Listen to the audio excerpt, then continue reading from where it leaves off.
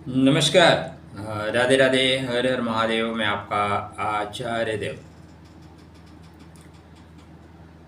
आज इस वीडियो में बात करेंगे मित्रों, मुक्ति की लगन, मुक्ति की राशि। मीन लगन, मीन राशि के जातकों के लिए सूर्य संक्रांति, सूर्य की सिंह संक्रांति आपके जीवन में क्या लाएगी क्रांति। सूर्यदेव आज से लेके पूरे एक माह के लिए सिंह में रहेंगे। 17 सितंबर को फिर कन्या में चले जाएंगे। तो सूर्यदेव की सिंह संक्रांति आपके जीवन की किन क्षेत्रों में हलचल देगी, कहां से निजात मिलेगा और कहां से परेशानियों से आप मुक्त हो जाएंगे। जगत आत्मा सूर्य नारायण। आपके बर्थ चार्ट पे सूर्यदेव खष्टेश हैं, छठवें के स्वामी हैं। और छठवां क्या है मित्र? छठवां पूर्व जन्मों का अवशेष कर्मा है। उसी को तो जला के, उसी को तो खत्म करके आप मुक्ति के पथ पे बढ़ने वाले हैं।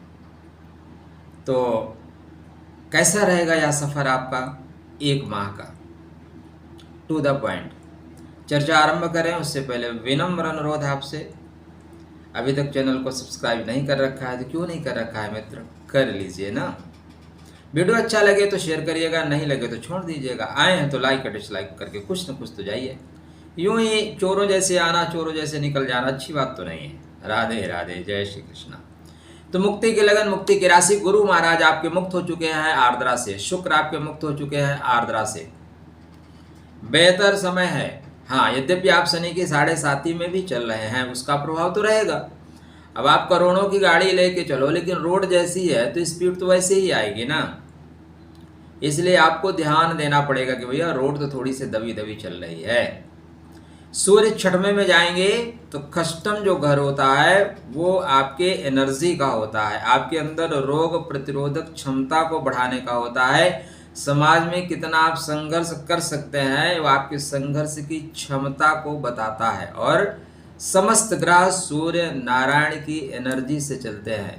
सूर्य पे जब भी कोई प्रभाव आ जाए, ग्रहण आ जाए, तो कोरोना जैसी बीमारियां जन्म ले लेती हैं। इसलिए सूर्य को हल्के में बिल्कुल मत लीजिए। खष्टम भाव के स्वामी है। खष्टम को जो है हम थोड़ा सा अच्छा नहीं मानते। क्यों? संघर्ष है। अच्छा ये बताइए, अगर आपके जीवन में संघर्ष नहीं है तो जीवन जीवन है क्या? अगर परमात्मा बहुत आपके ऊपर रुष्ट होंगे तो सारी चीजें आपको प्रदान कर देंगे। लो बेटा मौज करो, ऐश करो। करोगे क्या? ये जो जिंदगी की जद्दोजहद है ना, यही तो जीने का मजा देती है। अगर जिंदगी में जद्दोजहद ना हो तो फिर करोगे क्या? कितना घूमोगे, कितना ऐश करोगे? तो छठवां घर है संघर्ष का है। संघर्ष के बाद जो सफलता मिलती है ना, उसका मजा ही कुछ और है। गिफ्ट में वो मजा नहीं है। तो यहाँ पे सूर्य नारायण आपके संघर्ष करने की क्षमता को द्विगुणित कर देंगे। बड़े लोगों से संघर्ष होगा, चिरकुट टाइप लोगों से नहीं।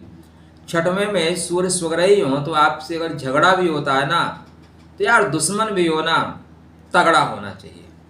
जैसे औरंगजेब शिवाजी के ना रहने के बाद बहुत दुखी हुआ, बोला ऐसा दुश्मन कहाँ मिलेगा। राणा प्रताप के ना रहने के बाद अकबर बहुत दुखी हुआ। ऐसा कहते हैं कि ऐसा दुश्मन कहाँ मिलेगा। तो दुश्मन भी अगर खानदानी हो, खानदानी दुश्मन होगा तो आप से तरतीब से लड़ेगा। तो यहाँ पे जिनसे आपकी टकराहट होगी वो खानदानी होंगे, अच्छे लोग होंगे। खष्टम का सूर्य सरकार में सफलता देता है। तो आप सरकार से काम लेना चाहते हैं, सरकार से लाइजन बनाना चाहते हैं, सरकार से कोई टेंडर पास कराना चाहते हैं, तो उसमें आप प्रयास करिए। छठवें का सूर्य ऋण, रोग, शत्रु, इन 3 परेशानियों से देगा मुक्ति, क्योंकि आप मुक्ति की लगन में है, मुक्ति की राशि में है। तो यहाँ पे आप किसी तरह की बीमारी में थे, किसी तरह की परेशानी में थे, तो बीमारियां आपको अलविदा कहने वाली हैं, बाय बाय बोलेंगे भैया मैं चलती हूँ। ठीक है। ऋण, रोग, ऋण है तो ऋण जो है धीरे से कम होना शुरू हो जाएगा, एक दिन में ऋण खत्म नहीं होता। रोग है तो निश्चित रूप से जो मगा में जैसे सूर्य नारायण प्रवेश कर रहे हैं, डॉक्टर साहब बिल्कुल सटीक दवा आपको देंगे। ठीक तो आप दवा से ही हो रहे हैं, क्योंकि सूर्य है ना, सूर्य मतलब डॉक्टर, तो ठीक तो आपको डॉक्टर कर रहे हैं, लेकिन डॉक्टर साहब की मानसिक स्थिति, परिस्थिति बिल्कुल अनुकूल रहेगी नहीं। कभी कभी वो भी तो इंसान हैं, घर का फ्रस्ट्रेशन आके मरीज के ऊपर उतार देते हैं। बीवी से झगड़ा हुआ, मरीज को बीवी समझ के दवा दे दिए, लो भैया खाओ। तो यहाँ पे इस तरह की परिस्थितियाँ बनती हैं कभी कभी। तो जैसे ही मघा में जाएंगे तो आपके सामने कहते हैं, शास्त्रकार कहते हैं, मघा नक्षत्रो अति तेज युक्त, यह शक्तिशाली नक्षत्र है। और जब आप शक्तिशाली नक्षत्र मतलब आप जाइए पैसेंजर ट्रेन में, फिर आप नॉर्मल शताब्दी में जाइए, राजधानी में जाइए, स्पीड बढ़ गई, ठीक है, वंदे भारत में जाइए, स्पीड बढ़ गई, यात्रा आपकी सुखद होगी, मंगलमय होगी। तो मघा की जो यात्रा है सुखद और मंगलमय होने वाली है। हाँ, मघा से कनेक्ट रखिएगा, मघा को कनेक्ट करिएगा। नहीं अगर कनेक्ट कर पाए तो जिस गति से आप जाते हैं ना, उसी गति से दुर्गति भी होती है। जो सीढ़ियाँ ऊपर जाती हैं वही सीढ़ियाँ नीचे ले आती हैं मेरे भाई। आप 40-50 स्पीड से चल रहे हैं, बहुत अच्छा है। अगर 150 की स्पीड से चलोगे तो कहीं अगर चूक हुई ना तो हॉस्पिटल में ही मिलोगे। ये जीवन का व्यवहारिक पक्ष है और ज्योतिष व्यवहार को लेके चलता है। तो यहाँ पे सूर्य नारायण आपके शत्रु का उन्मूलन करेंगे, शत्रुओं से मुक्ति दे देंगे। वनडे परीक्षा, एक दिवसीय परीक्षा या सरकार के द्वारा कोई आयोजित परीक्षा है जिसमें आप प्रतिस्पर्धी हैं, पार्टिसिपेट कर रहे हैं, उसमें आपको लाभ होने की प्रबल संभावनाएं बनती हैं। क्या करिएगा, महत्वपूर्ण क्या है, आपकी कुंडली में केतु महाराज महत्वपूर्ण रोल अदा करते हैं। आपके धन में हैं, आपके संघर्ष की क्षमता में हैं, और आपके बर्थ चार्ट में आपके कर्मा में है। कर्म कराएंगे, पैसा इकट्ठा करिए और उन पैसे से शत्रु ऋण रोग का नाश करिए। हर ग्रह कोई न कोई गुप्त मैसेज देता है, गुप्त संदेश देता है आपको। तो आपके बर्थ चार्ट में केतु महाराज संदेश क्या दे रहे हैं कि भाई देखो, पैसा तो कमाना पड़ेगा, मेहनत तो करनी पड़ेगी, उत्तिष्ठ जागृत। गुरु भी आपके पुनर्वसु नक्षत्र में है, बोलते हैं रिपीट एंड रिपीट, फिर से नहीं हुआ कोई काम, कोई दिक्कत नहीं है। एक बार में असफल होने, असफलता ये सिद्ध नहीं करती कि आप निकम्मे हैं। निकम्मापन ये सिद्ध करता है कि आप कुछ ना करना चाहें, बार बार असफल हो रहे हैं, बार बार मन से आप नहीं लग रहे हैं, तब असफल होंगे। एक बार में असफलता आपको सिखाती है मित्र कि दोबारा हम कैसे सफल होंगे। इसलिए असफल लोगों के पास अनुभव बहुत होता है, क्या क्या करने से हम असफल हो जाएंगे। व्हाट्सएप कितना घंटा चलाए, फेसबुक।